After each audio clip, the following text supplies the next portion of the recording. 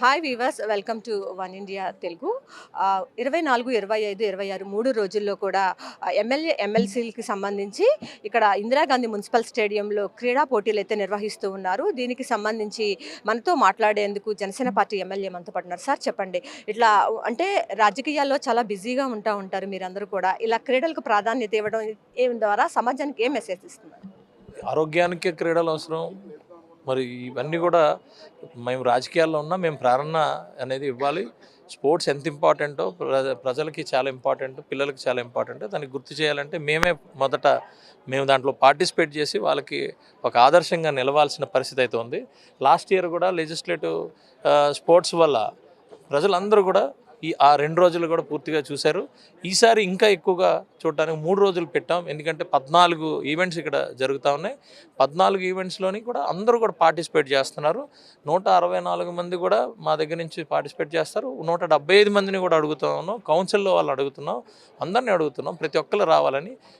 Age limit లేకుండా కూడా participation. ఎందుకంటే ఎవరు ఎక్కడ ప్రతి కాన్స్టిట్యున్సీ నుంచి ఒక రిప్రజెంటేటివ్ వస్తారు.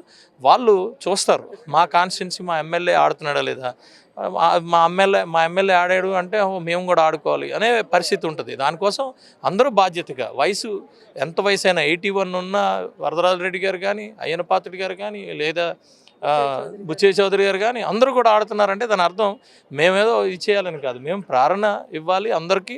ఇది చాలా ఇంపార్టెంట్ అని చెప్పి మేము చేయాల్సి. ఎందుకంటే ఈ బడ్జెట్ సెషన్లోని ఇవి పెట్టినప్పుడు డెఫినెట్గా ఇది కూడా మనకి బడ్జెట్ ఎంత ముఖ్యమో ఈ స్పోర్ట్స్ కూడా అంత ముఖ్యం, కల్చరల్ యాక్టివిటీస్ అంత ముఖ్యం. కాబట్టి ఇది అందరికీ చెప్పడం కోసమే. మహిళా ఎమ్మెల్యేలు ఎమ్మెల్సీల నుంచి ఎలాంటి స్పందన వస్తుంది? 100% మహిళలు అందరూ కూడా ఈవెన్ క్రికెట్లో కూడా వాళ్ళ పార్టిసిపేషన్ ఉంది. ప్రతి టీంలో ఒక మహిళ ఉన్నారు. అన్ని ఈవెంట్స్లో కూడా అన్ని డిసిప్లిన్స్లో కూడా మహిళల పార్టిసిపేషన్ పెద్ద ఎత్తున ఉంది.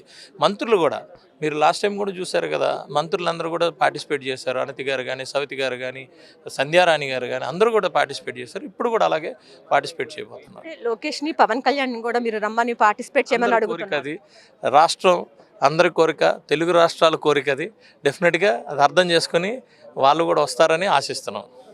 అయితే ఈ ఆటల్లో 3 రోజుల పాటు జరిగే ఆటల్లో నారా లోకేష్తో పాటు పవన్ కళ్యాణ్ కూడా పార్టిసిపేట్ చేస్తే బాగుంటుందని చెప్పి తామంతా కోరుకుంటున్నామని ఎమ్మెల్యేలంతా కూడా చెప్తూ ఉన్నారు. అయితే మహిళా ఎమ్మెల్యేలు ఎమ్మెల్సీలు కూడా చాలా ఉత్సాహంగా పాల్గొంటున్నారు ఈ కార్యక్రమంలో అని చెప్పి జనసేన పార్టీ ఎమ్మెల్యే అయితే చెప్తున్నారు. ఇది కూడా ఉన్న పరిస్థితి. కెమెరా పర్సన్ వెంకట్తో Lakshmi, one India news Telugu, Vijayawada.